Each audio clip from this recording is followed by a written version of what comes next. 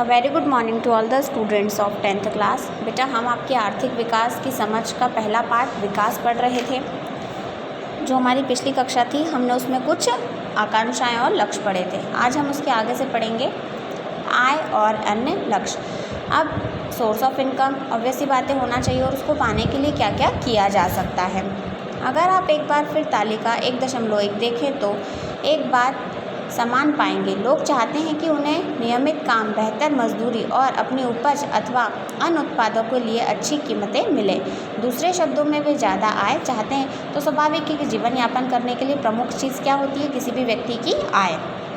तो सभी चाहते हैं कि अपनी आय ज़्यादा हो या अच्छी हो, उचित दाम मिले किसी भी चीज़ के लिए। किसी भी तरह से ज़्यादा आय चाहने के अतिरिक्त लोग बराबरी का व्यवहार, स्वतंत्रता, सुरक्षा और दूसरों के आदर मिलने की इच्छा भी रखते हैं। अब साथ ही साथ स्वाभाविक है कि अगर आप सिर्फ़ और सिर्फ पैसे के लिए करेंगे तो भी कोई बात नहीं है।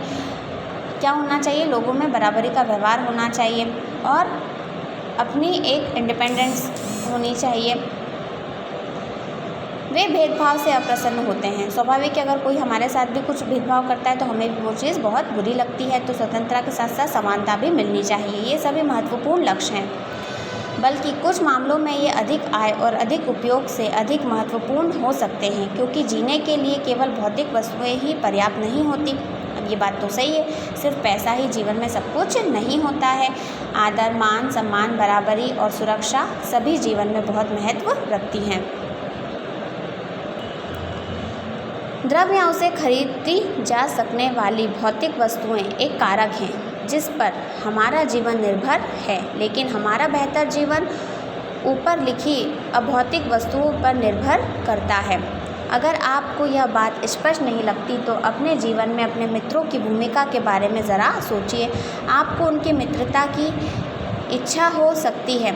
इसी तरह और भी बहुत सी चीज़ें हैं जिन्हें आसानी से मापा नहीं जा सकता, लेकिन उनका हमारे जीवन में बहुत महत्व होता है। इनकी प्राय उपेक्षा कर दी जाती है, लेकिन वह निष्कर्ष निकालना गलत होगा कि जिसे मापा नहीं जा सकता वह महत्व नहीं रखता। अब जीवन में कई ऐसी चीज़ें होती हैं जिनकी वैल्यूज़ बहुत ज़्यादा होती है, लेकिन हम उसको समझ नहीं पाते हैं कई बार, या हमें उस चीज़ का ज्ञान नहीं होता है। तो बहुत सारी ऐसी भौतिक और अभौतिक दोनों वस्तुएं जो हमारे जीवन में बहुत महत्व रखती हैं। एक और उदाहरण देखिए। अगर आपको कहीं दूर दराज के इलाके में नौकरी मिलती है, उसे स्वीकार करने से पहले आप आय के अतिरिक्त बहुत से कारकों पर विचार करेंगे, जैसे कि आपके परिवार के लिए क्या सुविधाएं उपलब्ध होंगी, काम करने का वातावरण कैसा होगा या सीखने के क्या अवसर हैं। दूसरी नौकरी में यद्यपि आपको वेतन कम मिलता, लेकिन वह नियमित रोजगार हो सकता तो आपकी सुरक्षा की भावना को बढ़ाता है। एक अन्य नौकरी अधिक वेतन दे सकती है, लेकिन कार्य की सुरक्षा नहीं, तो वह हो सकता है आपको परिवार के लिए पर्याप्त समय भी ना मिले। इससे आपकी सुरक्षा और स्वतंत्रता की भावना कम हो जाएगी। अब एग्जाम्पल बिल्कुल सही है कि हाँ, पैसा बहुत कुछ है लेकिन सब कुछ फिर भी नहीं है। आप अगर कहीं काम करते हो तो आप सारी सुविधाएं देखते हैं कि वहाँ का माहौल कैसा है, वहाँ के लोग कैसे हैं, फैमिली को एडजस्ट होने में प्रॉब्लम होगी या नहीं। और साथ ही साथ अगर दो नौकरियों में कंपेयर किया जाए, एक जहाँ पे पैसा ज़्यादा मिल रहा है और दूसरी जहाँ पे पैसा कम है लेकिन आपकी जो जॉब है वो सिक्योर है, तो आप कौन सी जॉब चुनोगे? स्वाभाविक सी बात है कि आप सिक्योर वाली जॉब ही चुनोगे। इसी तरह विकास के लिए लोग मिले जुले लक्ष्यों को देखते हैं। यह सच है कि यदि महिलाएं वेतनभोगी कार्य करती तो घर और समाज में उनका आदर बढ़ता है। तथापि यह भी सच है कि अगर महिलाओं के लिए आदर है तो घर में उनके कामकाज से ज़्यादा हाथ बटाया जाएगा और घर से बाहर काम करने वाली महिलाओं को अधिक स्वीकार किया जाएगा। सुरक्षित और संरक्षित वातावरण के कारण ज़्यादा महिलाएं विभिन्न प्रकार की नौकरियां या व्यापार कर सकती हैं। इसीलिए लोगों के विकास के लक्ष्य केवल बेहतर आय ही नहीं होते, बल्कि जीवन में अन्य महत्वपूर्ण चीज़ों के बारे में भी होते हैं।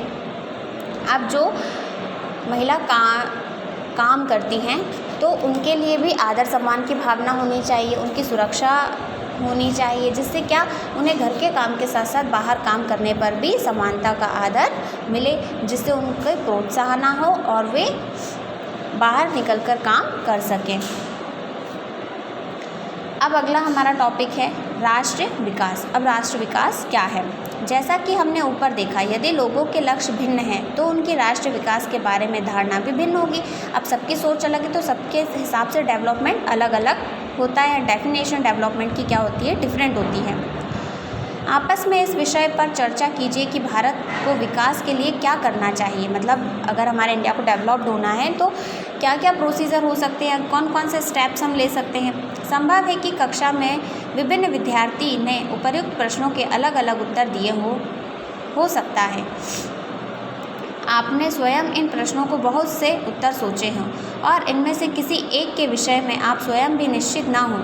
यह समझना बहुत आवश्यक है कि देश के विकास के विषय में विभिन्न लोगों की धारणाएं भिन्न या परस्पर विरोधी हो सकती हैं, लेकिन क्या सभी विचारों को बराबर का महत्व दिया जा सकता है? या यदि परस्पर विरोधी है तो निर्णय कैसे किया जाए? सभी के लिए न्यायपूर्ण और सही राह क्या होगी? इनमें यह भी सोचना होगा कि क्या कार्य करने का कोई बेहतर तरीका है। क्या इस विचार से बहुत से लोगों का लाभ होगा या कुछ को ही। राष्ट्रीय विकास का अभिप्राय इन सब प्रश्नों पर विचार करना। अब हम पहले प्रश्न पढ़ लेते हैं। अलग अलग लोगों के विकास की धारणाएं अलग क्यों हैं? नीचे दी गई व्याख्याओं में से कौन सी अधिक महत्वपूर्ण है और क्यों? पहला, क्योंकि लोग भिन्न होते हैं तो सबके लिए डेवलपमेंट के लिए जो गाइडलाइंस बोल सकते हैं, रूल्स बोल सकते हैं, सबके हिसाब से सबकी सोच अलग होती है। क्योंकि लोगों के जीवन में परिस्थितियां भिन्न हैं। स्वाभाविक है कि हम लोगों के जीवन में सब में अलग अलग कंडीशंस होती हैं। तो कौन सा आपको सही लगता है, आप बताइएगा। क्या निम्न दो कथनों का एक अर्थ है? कारण सहित दीजिए। लोगों के विकास के लक्ष्य भिन्न होते हैं, लोगों के विकास के लक्ष्यों पर परस्पर विरोध होता है। अब इन दोनों का मीनिंग सेम होता है या नहीं? अब लक्ष्य तो भिन्न होते हैं, ये तो हम सभी जानते हैं डेवलपमेंट के, लेकिन क्या लोगों के विकास के जो लक्ष्य है वो आपस में विरोध पैदा कर सकते हैं क्या? कुछ ऐसे उदाहरण दीजिए जहां आय के अतिरिक्त अन्य कारक हमारे जीवन में महत्वपूर्ण पहलू रखते हैं। तो सुरक्षा, स्वतंत्रता, आदर, सम्मान, ये सब भी आय के अतिरिक्त हमारे जीवन में महत्व रखते हैं। ऊपर दिए गए खंड में कुछ महत्वपूर्ण विचारों को अपनी भाषा में समझाइए। तो हम आसानी से बता सकते हैं